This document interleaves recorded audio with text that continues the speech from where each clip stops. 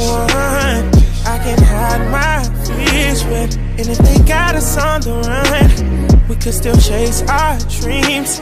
I just need someone I can hide my fears with. And if they got us on the run, we could still chase our dreams. Hey family and friends, it's Dark Skin Bonnie. Like, share, comment, subscribe, hit the button, ding. I'm so funny. Hit the bell and get updates on my videos. So today I want to talk about girl dad. So first of all, fathers of 2019, 2020, maybe 2018 and 17 as well, I want to commend you. I am so proud of y'all.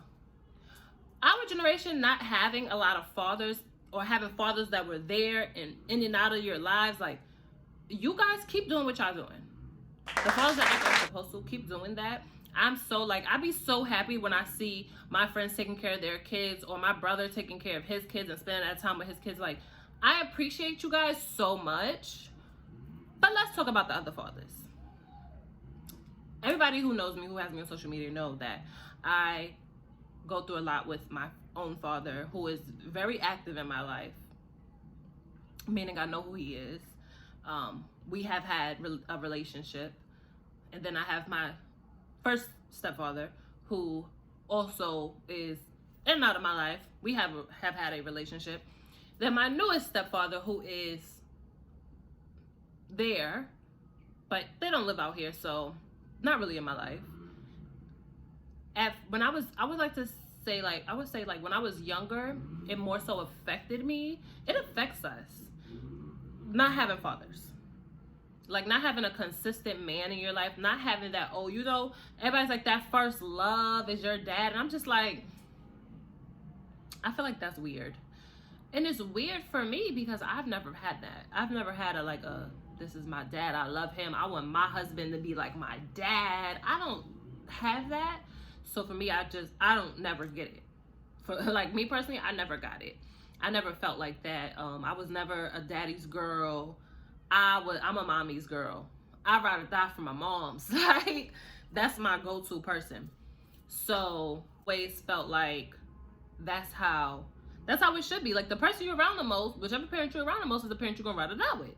Now, if you're around both of them, you finna rather die for both of your parents. But my father decided that he had other things that he needed to do. And it just goes to show, like, when you are young and you have, first of all, let me pause, because my father wasn't no young, tender, like 16, 17, 18. My mother was early 20s. My father was late 20s, 30s. Like, was his life together? No. From what I hear, it was not together. But that is still no excuse for the time that he missed. So it took a lot of work. It still takes work for me to deal with that and not let that affect my relationships, because it did for so long. Like, it was to a point where when I was dating, because my father left me when I was younger, you can't leave me. You need to let me know where you are all the time. All these things, all these expectations that I'm requiring of these guys. And they were just looking at me like, you crazy. Like, I'm out of here. Like, I can't do it. So now I'm in a different place, thank God. Like, I'm in a different place. Like, the universe has shifted something in me that has said, like, girl, no. What you doing ain't gonna work. And I'm like a hopeless romantic. So I'm like, I'm gonna do the things. I'm gonna do whatever I gotta do so that I can be a better person, so I can put myself just in an overall better situation, which is not difficult. So in this part, I'm just gonna explain to you like a little bit in depth, not in depth, but in depth of my father and myself relationship. And then I'll do a follow-up video with the things I've done to fix myself, or not necessarily fix, but to grow and mature. So when I was probably in junior high school, going into high school, my father left. Like, he was always in and out, but it was more so in when he lived in New York. And then once he moved down south, it was like, I wasn't really seeing him like that. He wasn't really spending money on me like that. My mom was doing it all, and that was back in the days. So my mom didn't, like, she had it, but she had to work extra hard for it because it was me and my brother she was taking care of, which is a lot of the same stories that single mothers, go through. But she made it happen, and seeing her do it by herself was like, well, damn. Like, she did this by herself. And she was married.